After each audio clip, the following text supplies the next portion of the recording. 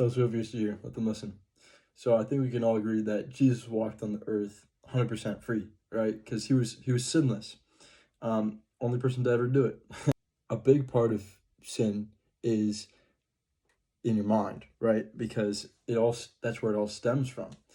It stems from being deceived in one shape or another, and that's what makes you want to walk away from God, and that's what causes you to be living in sin and living apart from Him, right? Because even when somebody is trying to walk with Him, right, they're still never going to be perfect because it's human nature. It's because we're living in the flesh and we haven't gone up to heaven yet. We're going to be living carefree, and there's no reason for anything wrong. So of course we're never going to sin. That's not even an issue, because it says in the Bible that the spirit is willing, but the flesh is weak.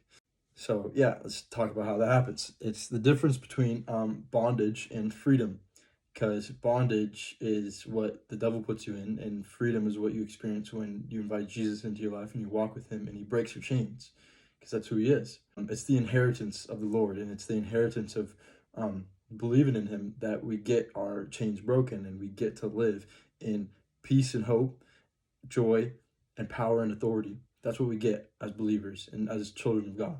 But how the devil corrupts us and keeps us from living in that is three main ways. He does it, keeps us in bondage by prisons of our mind, mental health issues, distractions, isolation, lack of confidence, selfishness, and boredom. Those emotions and those feelings are like a highway to hell, right? They just lead to temptation so fast, and they lead to lack of hope and lack of peace and lack of joy, all those things. And once you start losing peace, hope, and joy, then you lose your power and your authority, because that's the last one to be gained and the first one to lose when you're go back to living in sin, or if you mess up, if you walk away from Him, which it's so easy to walk away from Him, because I feel like as people who know Him, then the devil targets us even more, and then that's when we're really in danger of becoming deceived,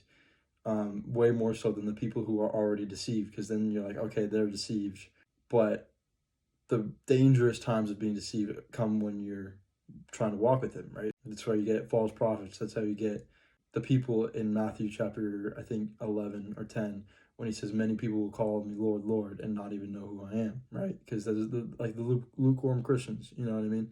And it's extremely easy to become lukewarm. You have to keep that fire burning every single day by being in your word every single day and being with Him every single day, right? Flesh prisons. You are in control of your life, and through Jesus, that's just a fact. You know what I mean? One of the biggest authorities that He gives you is just the power to be like, I don't need this. I need time with God, you know?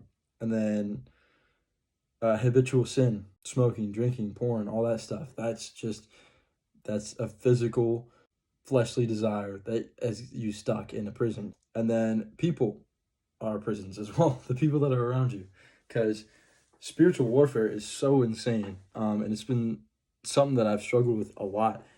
It's like whatever you learn when you're in, like, obtaining revelations from God, it's like that's where the devil's going to attack you with, or then if you're learning something, getting close, then something's going to happen to you. Like, it's insane, because the devil is mad at you for winning. You know what I mean? So just like we have the Holy Spirit, there's an enemy spirit as well, okay? Because Satan just tries to mirror God and whatever God does, because God's perfect and the devil just sucks. But he mirrors it, so he can affect people with these bondages. And then when you're living in those bondages and you see somebody who's not, then those people will attack you, and you got to be ready for that. That's why He says you got to be, I'm sending you like sheep among wolves, so you have to be as shrewd as snakes and as light as doves. Your soul has to be light and not burning for Him, you know? It has to be a burning fire. That's what we have to have on the inside in order to be able to survive the spiritual warfare, because the spiritual warfare is what will take you away and put you back in this bondage, because it's like the chains get broken and then the chains are like coming back at you to try to wrap you back up again. You just can't let that happen. And it's an active decision pretty much every second, because your thoughts most of the time are not your own.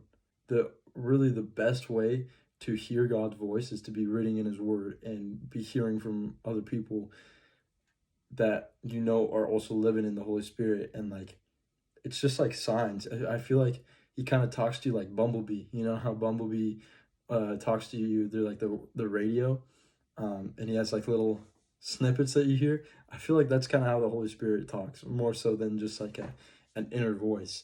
And because lots of the time that inner voice is your flesh, because that's what you're trapped in. That's what our Holy Spirit and our spirit are merged with God, but we're trapped in this earthly fleshly vessel that is so flawed, and it's always trying to get you to back into bondage, because bondage is what the flesh is trained to be accustomed to and want, because the devil is the prince of this world and we live in a system. Our flesh loves the earth, and the flesh loves fleshly things. It really likes it. So that's why it's literally a battle, and that's why you need to put on your spiritual armor, and prepare for warfare to attack you.